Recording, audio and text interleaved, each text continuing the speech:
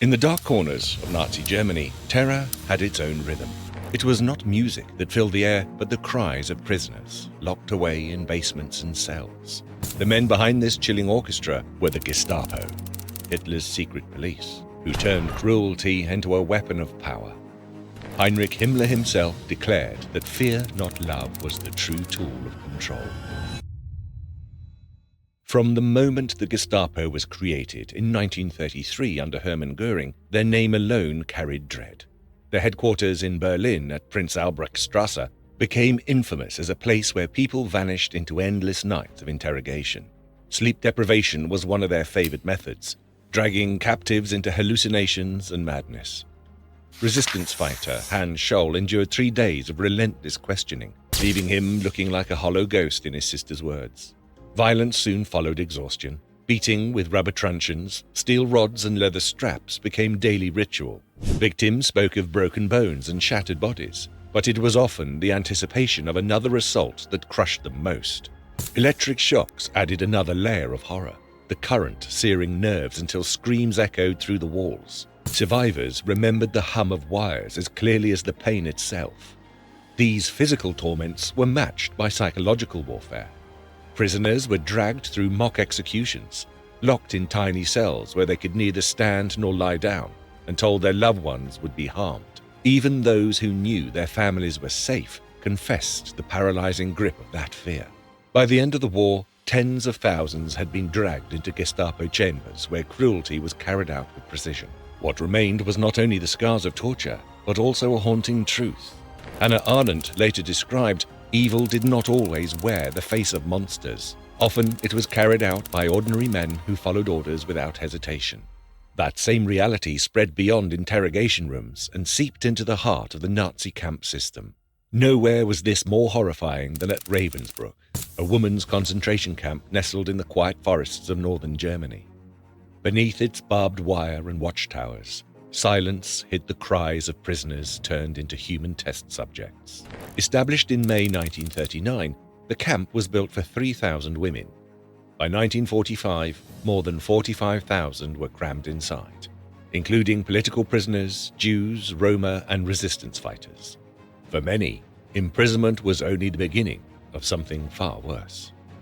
Ravensbrück became a laboratory of pain.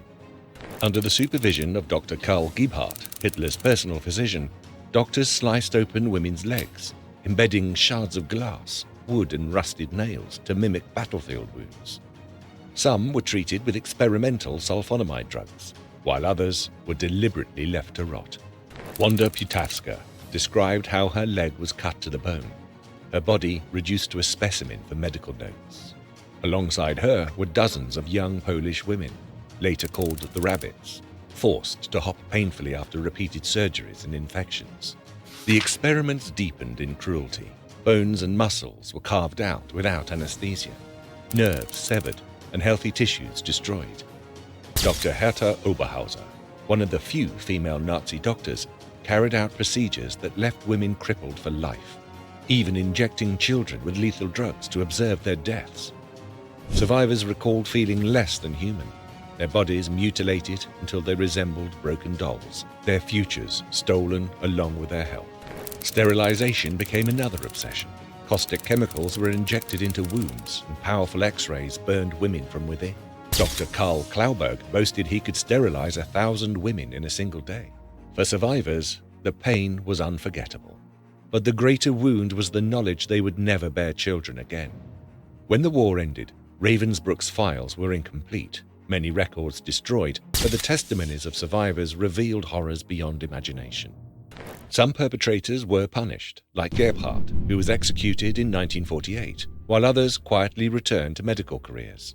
In 1959, a memorial was established at Ravensbrück, but Ravensbrück was only part of a much darker picture. Across the Reich, science itself was twisted into an instrument of terror. Nowhere was this more evident than in Auschwitz, where Joseph Mengele, remembered as the Angel of Death, turned medicine into a tool of cruelty.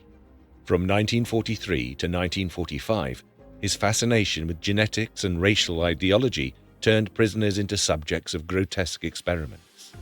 As Holocaust survivor, Nobel laureate Elie Wiesel said, For the dead and the living, we must bear witness. The obsession with twins defined much of Mengele's work. Around 3,000 sets of twins passed through Auschwitz. Only about 200 survived. Children like Eva Moses Kaur recalled being injected with unknown substances that left them trembling in pain, their fates decided with cold detachment. Some were dissected after death, others killed so their bodies could be compared to their siblings.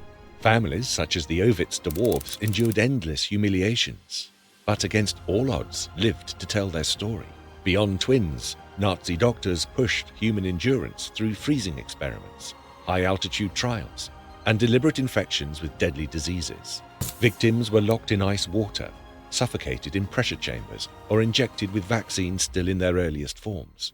At times, entire groups of prisoners were selected, not for survival, but to serve as anatomical displays of racial science. The scale of these crimes is almost impossible to grasp. Over 7 million victims, most never surviving. Their agony forced the world to face the dangers of science stripped of morality, leading to the Nuremberg Code and a new foundation for medical ethics. But as the world looked at those experiments, another horror revealed itself, one far greater in scope: the factories of death, designed to annihilate entire populations. At the heart of this genocide stood the gas chambers, monuments to cruelty, built with chilling efficiency.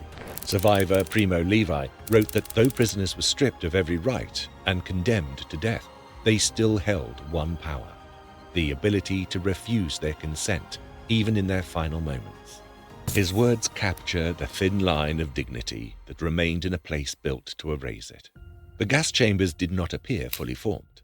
They evolved from earlier experiments with carbon monoxide vans during the Nazi T4 program, where tens of thousands of disabled people were murdered.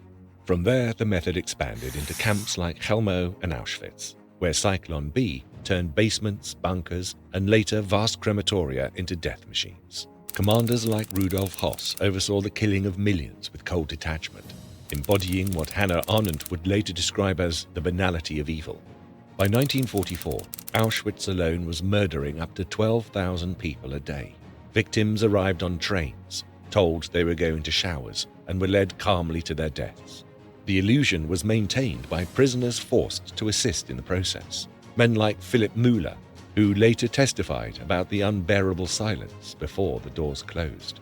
Even as the Nazis tried to erase the evidence by burning bodies and destroying chambers, the truth could not be buried. Survivors, scattered manuscripts, and the ashes in the soil became the voice of the millions who could not speak. The scale of the crimes committed under Nazi rule is beyond comprehension. Over 7 million victims suffered through experiments that stripped away every trace of humanity, most never surviving. Even as the Reich collapsed, the killing did not stop. The Nazis tried to erase the evidence, destroying chambers and burning bodies, but the scale of their crimes could not be hidden. Scattered manuscripts, buried testimonies, and the words of survivors carried the truth forward. And as the Soviet army approached Auschwitz in January 1945, a new horror unfolded. Prisoners were driven into the frozen winter on what became known as the Death Marches. Nearly 60,000 were forced to walk westward, starving, barefoot, collapsing in the snow. Those who faltered were shot where they fell. It was the final act of cruelty, the last breath of a dying regime determined to kill until the very end. The camps had already shown humanity at its worst. The marches etched that cruelty into the roads of Europe, leaving behind footsteps of despair that history will never forget.